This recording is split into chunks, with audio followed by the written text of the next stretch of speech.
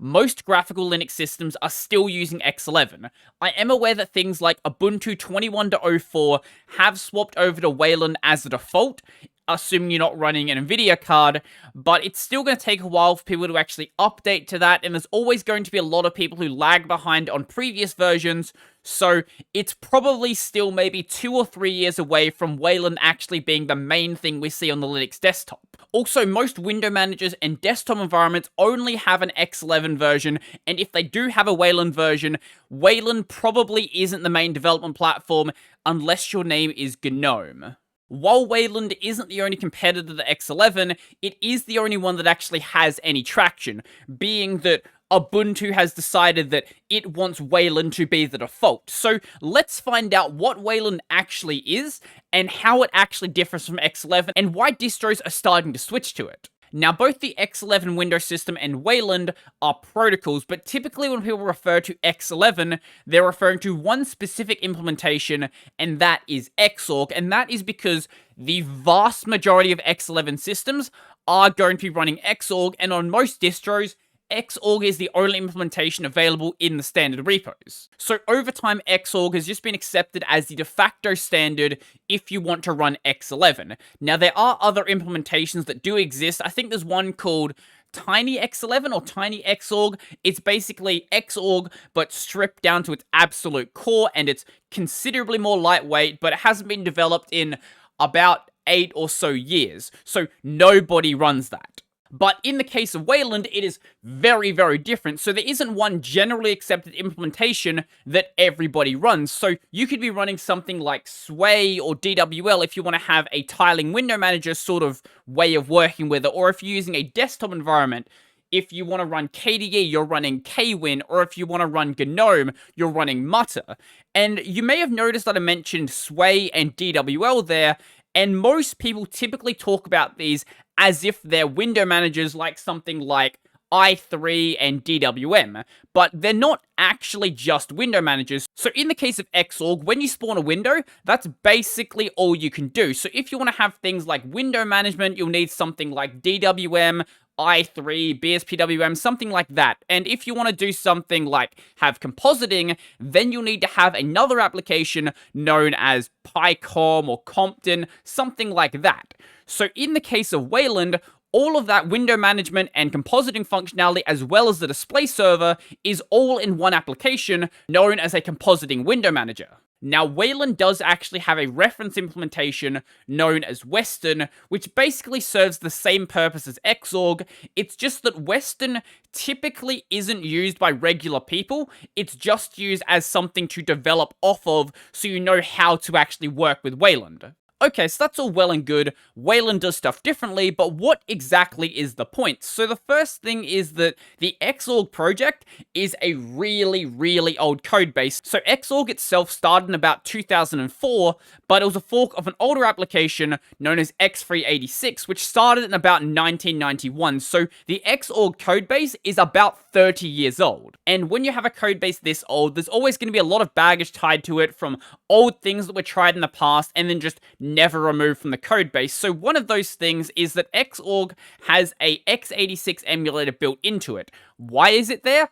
I have no idea. I wasn't able to find any information on it, but that is something that is just built into the code. Now, this isn't to say that old code makes it bad code, but what it does mean is there's going to be concerns that just weren't thought of when the project was first started, and then implementing them later down the line becomes much more challenging to do.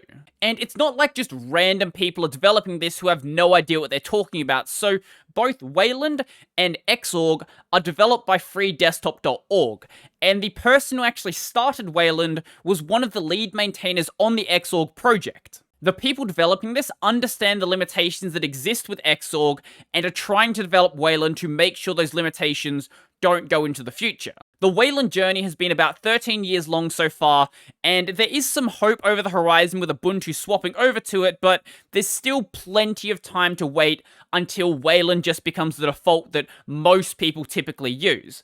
And that's actually a good thing, because Wayland does still have a lot of problems to address, and a lot of those problems are related to its security model. So Wayland isolates the input and output of Windows on your system. So things like, say, reading key events or reading mouse events, which would be on the input, or getting or modifying the window content, which is the output, couldn't actually be done. Now, this isn't done by doing some magical sandboxing. Wayland just doesn't provide an API to get that information. But this leads to a really annoying issue where basic expected features are just completely missing. So doing things like, say, screen capture or having hotkey daemons or having a real screen locker, not just one that puts a window over your screen and you can, like, get yourself out of it, something that actually blocks off your screen and makes it so you can't leave it, can't really be done inside of Wayland, at least with the default way it's supposed to work. And this means that it's basically impossible to create these things generically because it relies on specific support inside of that compositing window manager. Now, if you were watching my channel a couple of weeks ago, you may know that there are ways to get around this, but I'll get to that in just a bit. And this issue is an issue by design because Windows on your system shouldn't just have access to literally anything else they want. That is a massive security hole, and this is actually addressing that problem inside of X11. Now, X11 existed prior to there being widespread internet, and especially fast widespread internet, at a time when downloading something with a malicious payload was far, far less likely. So, seeing as how this was developed at a time like that, it sort of makes sense that this security concern just wasn't addressed at all. Because X11 is such a massive codebase, implementing these features post hoc would be a massive, massive undertaking, also forgetting the fact that trying to implement some of these, like blocking the reading of input and output from different applications, would fundamentally break the way that a lot of applications actually work. And if Wayland didn't exist as a backup, doing this would send Linux back 10 or 15 years, back before the point where doing screen capture was just as simple as downloading OBS and it would magically work. Now, don't misunderstand what I'm saying. I'm not saying that Wayland sandboxes its applications. It shouldn't be treated as a secure system. But it does take these absolute basic security problems and actually addresses them. Now, as for the solution for things like generic screen capture, this solution is sort of advised against by the developers, but it's really the only thing that's actually going to make it so Wayland is just easy to use, and that is by, instead of doing everything through your compositor, relying on an external application. So in the case of, say, OBS, recently OBS finally started working on Wayland, and the way that it actually gets those video streams is by using Pipewire. Now, as for other things like hotkey daemons and real screen lockers, I don't know of a generic external app solution to actually get these to work. I can think of a way you could do a screen locker, but as for hotkeys, I don't really know. I think right now we're still relying on implementation inside of the compositing window manager. The reason why you see a lot of these things being sort of generally supported is because a lot of the compositing window managers are just forks of each other. And if what you're forking from has a useful feature, you're probably going to keep that feature around. Now, we have a bit of a problem to address, and that is, what about all of the applications I have installed on my system? Because it's all well and good to be able to run stuff inside of Wayland, but what about my terminal here that doesn't have a Wayland version?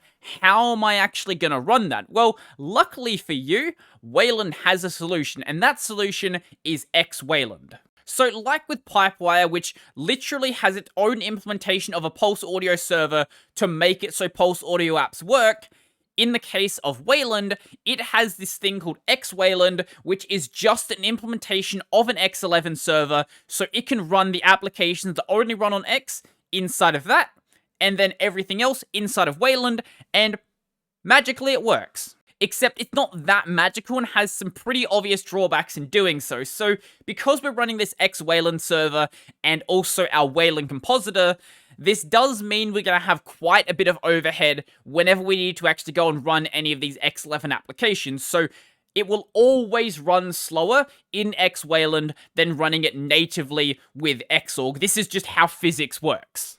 But if the vast majority of the applications you use actually rely on X11, this is so much better than having to completely upend your entire workflow just to try out this new system. Even things like GNOME, which are heavily pushing towards Wayland, still have a couple of applications here and there which do require running on XWayland. Now, the overhead issue is bad enough, but there's another problem, and that problem is NVIDIA. So, currently, the NVIDIA drivers with XWayland don't just play poorly, they straight up do not work. So if you run an application through XWayland, it will not be GPU accelerated if you use an NVIDIA card. This is supposed to be addressed in the 470 drivers, which, as of the recording of this, are not out.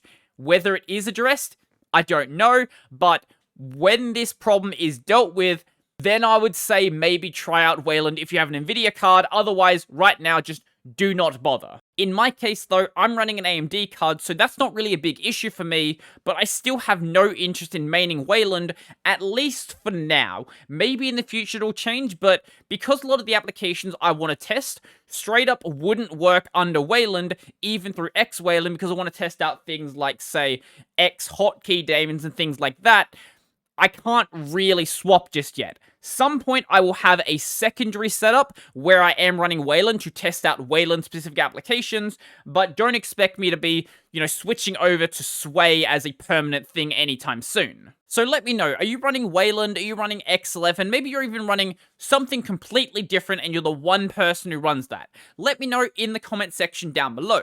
But before I go, I would like to thank my supporters, so a special thank you to Joachim, Donald, Michael, Andre, Nathan, David, Will, Brennan, Chica Bento, Jamie, Joseph, Josh, Mitchell, Peter D, Stephen, Theru, Tony Tushar, and all of my $2 supporters. I tripped over that list, not doing it again though. If you'd like to go support, I'll work the links down below to all of the things, the Patreon, LibrePay, subscribe style, that stuff. I've got my podcast, Tech Over Tea, available basically anywhere, and then this channel is available on Odyssey if you like to watch on a platform that isn't YouTube. So I think that's pretty much everything for me, and I'm out.